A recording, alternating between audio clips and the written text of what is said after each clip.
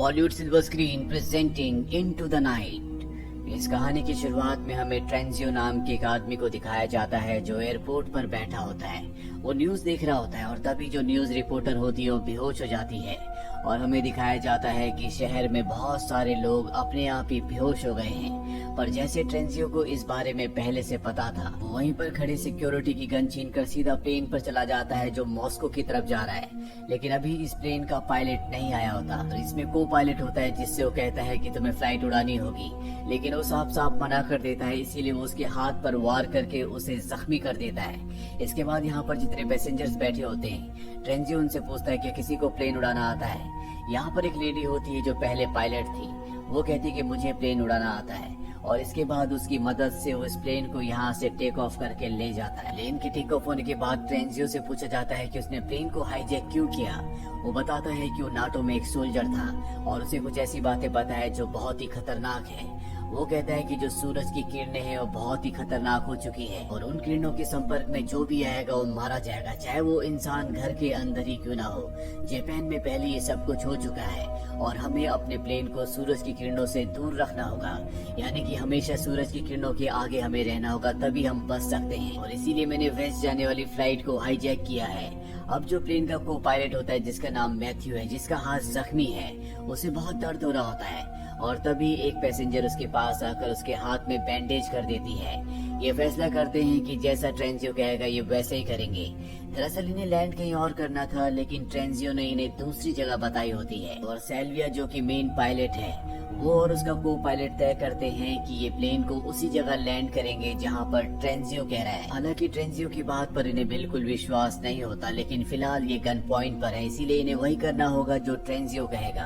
अब पैसेंजर्स को भी ये बात पता चल जाती है, लेकिन किसी को भी ट्रेंजियो की बात पर यकीन नहीं होता कि सूरज की किरणें लोगों को मार रही है। अभी एक पैसेंजर की तबीयत खराब हो जाती है, उसकी मदद करने के लिए एक टर्किश पैसेंजर आता है और मदद के बहाने वो ट्रेंजियो की गन छीन लेता है। उसे गन पॉइंट पर लेकर कहता है कि तुम्हें वॉशरूम में जाना होगा और ट्रेंजियो को वॉशरूम में बंद कर दिया जाता है। जिसके बाद यहाँ पर को पायलट आता और बताता है कि ट्रेंजियो ने हमें वेस्ट की तरफ मोड़ दिया है और हम बहुत जल्दी वेस्ट पहुंचकर अपने प्लेन को लैंड करने वाले हैं, जहाँ पर पुलिस ट्रेंजियो को पकड़ लेगी और हम सबको बचा लेंगे। और अभी वेस्ट के एयरपोर्ट पहुँचते हैं, जहाँ पर ये देखते हैं कि पहले से बहुत सारे प्लेन्स हैं और यहाँ पर कुछ प्लेन्स ने जबरदस्ती लैंडिंग की होती है, इस वजह से वो क्रैश भी हो गए होते हैं। इनके लिए यहाँ पर लैंड करने की कोई जगह नहीं है। जिसके बाद को पायलट मैथ्यू और यहाँ पर जितने भी लोग होते हैं वो सब समझ जाते हैं कि ट्रेंजियो जो कुछ कह रहा था वो बिल्कुल सही है और अब ट्रेंजियो को बाहर निकाल दिया जाता है। जिसके बाद उससे पूछा जाता है कि हमें सब कुछ बताओ।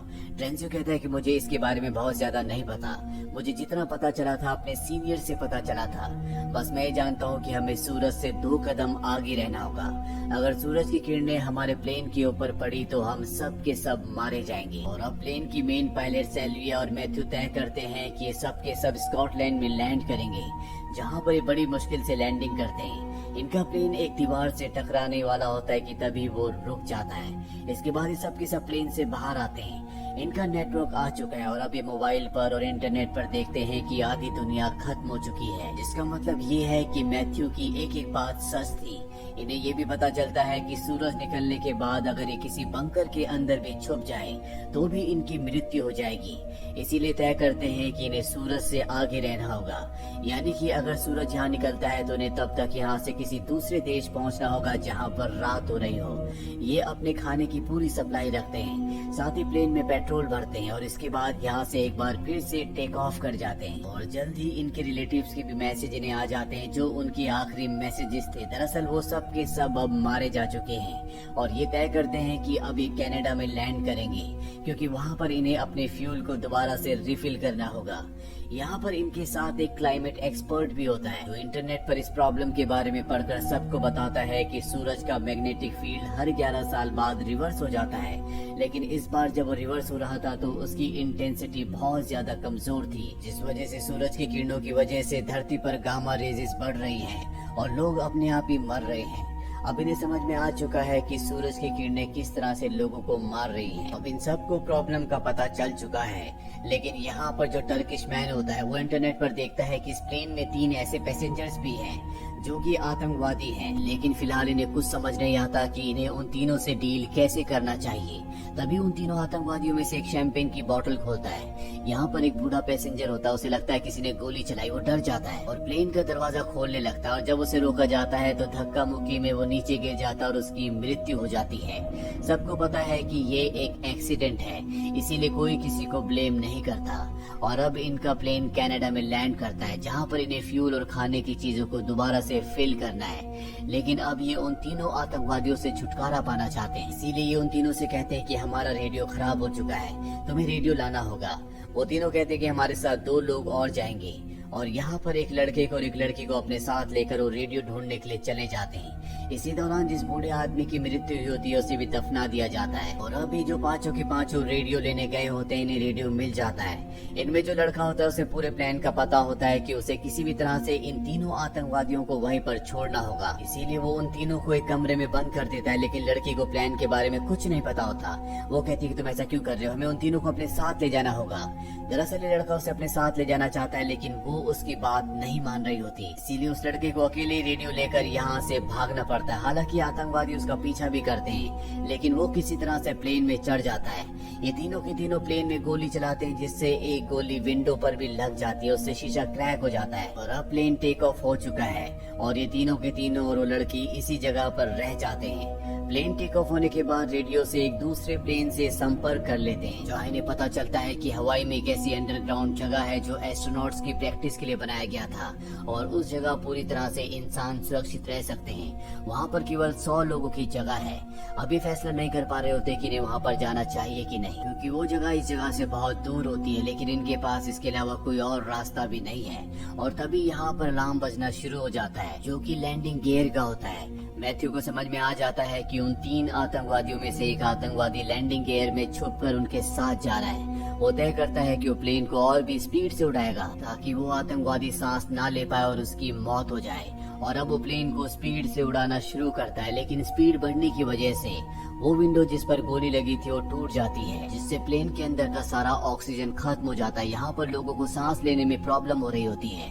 इसी प्लेन में एक बच्चा होता है जिससे सांस की अस्थमा की प्रॉब्लम होती है, लेकिन यहाँ पर जो टर्किश मैन होता है वो ऑक्सीजन पाइप से उसके लिए एक ऐसा पाइप बनाता है जो उसके नाक के अंदर डाल देता है और अब वो नॉर्मल हो जाता है। साथ ही यहाँ पर प्लेन की उस टूटी हुई विंडो को भी कवर कर दिया जाता है, लेकिन अब भी वो आतंकवादी उसी जगह पर है जहाँ पर वो छुपकर इनके साथ आ रहा है। साथ ही इनके प्लेन में इतना फ्यूल नहीं होता कि ये यहाँ से सीधा हवाई चले जाएं। इसीलिए जो पायलट सेल्विया होती है वो कहती है कि अलास्का में एक इमरजेंसी लैंडिंग एयरपोर्ट है, हमें वहाँ पर लैंड करना होगा। लेकिन सबसे पहले इनकी लैंडिंग गियर में जो आतंकवादी छुपा हुआ है उसे ठिकाने लगाना होगा, तभी ये लैंड कर सकते हैं। और जिसके बाद ट्रांजियो, टर्किश मैन और एक और आदमी उस जगह पहुंच जाते हैं जहां पर वो आतंकवादी छुपा हुआ है।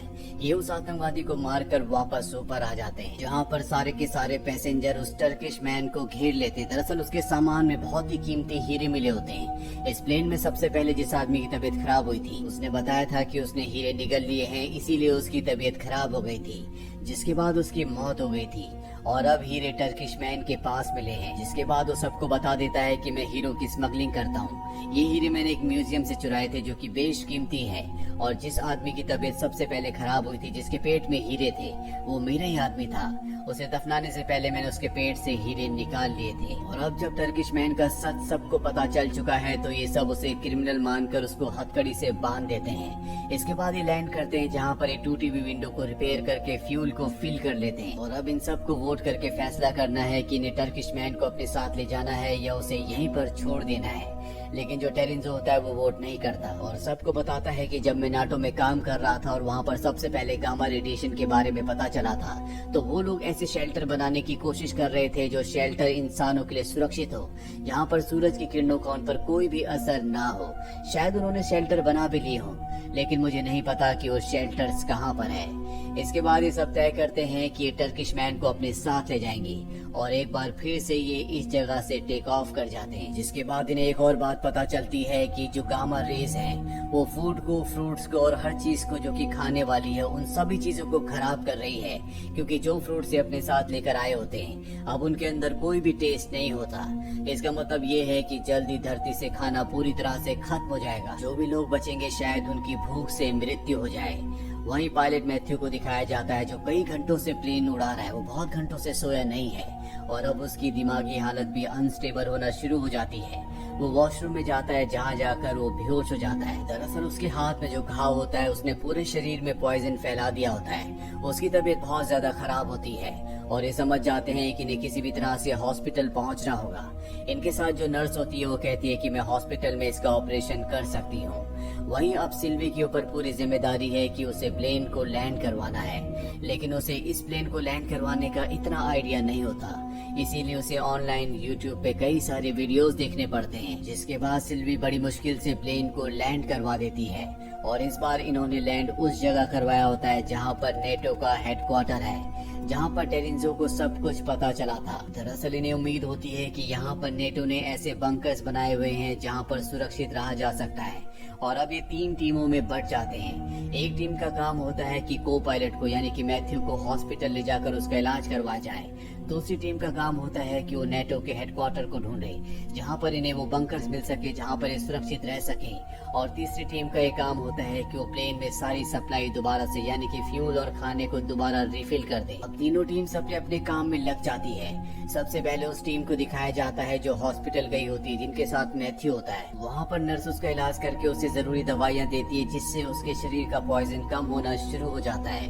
वहीं दूसरी तरफ टर्किश मैन, टेरिंजो और एक और आदमी को दिखाया जाता है जो नेटो के ऑफिस गए होते हैं, जहाँ पर टर्किश मैन और टेरिंजो की आपस में बहस होना शुरू हो जाती है। इन दोनों के बीच में हाथापाई हो जाती है जिससे टेरिंजो टर्किश मैन के ऊपर हमला करता है और वहीं पर बेहोश हो जाता है। उसके सर से खून निकलने लगता है। इनका तीसरा साथी जो होता है वो रिकॉर्डिंग सुन रहा होता है, जिस रिकॉर्डिंग को सुनने के बाद उसे पता चल जाता है कि वो बंकर कहाँ पर है। उसे लोकेशन का पता है और तभी वो कैमरे में देखता है जहाँ पर टर्किश मैन जमीन पर गिरा हुआ है। टेरिंजो वहाँ पर आता है और उसे अपने साथ ले जाता है। और अब सबके सब प्लेन में वापस पहुंच चुके हैं, जहाँ पर को पायलट मैथ्यू भी आ चुका है। उसकी तबीयत अब पहले से बेहतर है। सबके सब यहाँ पर टर्किश मैन का इंतजार कर रहे होते हैं। टेरिंजो कहता है कि मुझे नहीं लगता कि अब वो वापस आएगा। और जैसे ही प्लेन को स्टार्ट करते हैं वहाँ पर टर्किश मैन अपनी गाड़ी लेकर आ जाता है। उसे प्लेन में वापस ले लिया जाता है, जिसके बाद टेरिंजो को बांध दिया जाता है क्योंकि उसने टर्किश मैन को मारने की कोशिश की थी। और अब सबके सब ये उस तरफ निकल पड़ते हैं जहाँ पर नाटो के वो अंडर वाटर बंकर है, जहाँ पर सुरक्षित रहा जा सकता है। लेकिन इन्हें पता है कि अगर इन्होंने वहाँ पर लैंड किया और वहाँ पर बंकर्स नहीं हुए या बंकर के अंदर इन्हें नहीं आने दिया गया तो इनके पास इतना फ्यूल नहीं है कि ये वहाँ से आगे बढ़ सके और सूरज निकलते ही इन सब की मृत्यु हो जाएगी। लेकिन इनके पास इसके अलावा और कोई भी ऑप्शन नहीं है। ये उस जगह लैंड कर जाते हैं जहाँ पर वो बंकर्स है, लेकिन इनके पास मात्र 20 मिनट ही है। 20 मिनट में इन्हें बंकर्स तक पहुँचना होगा जो कि यहाँ से दूर होते हैं। इसीलिए 2 गाड़ियों में उस तरफ निकल पड़ते हैं। लेकिन जिस गाड़ी को टर्किश मैन चला रहा होता है उसका एक्सीडेंट हो जाता है क्योंकि उसका बहुत ज्यादा खून बह चुका था और वो वीक फील कर रहा था।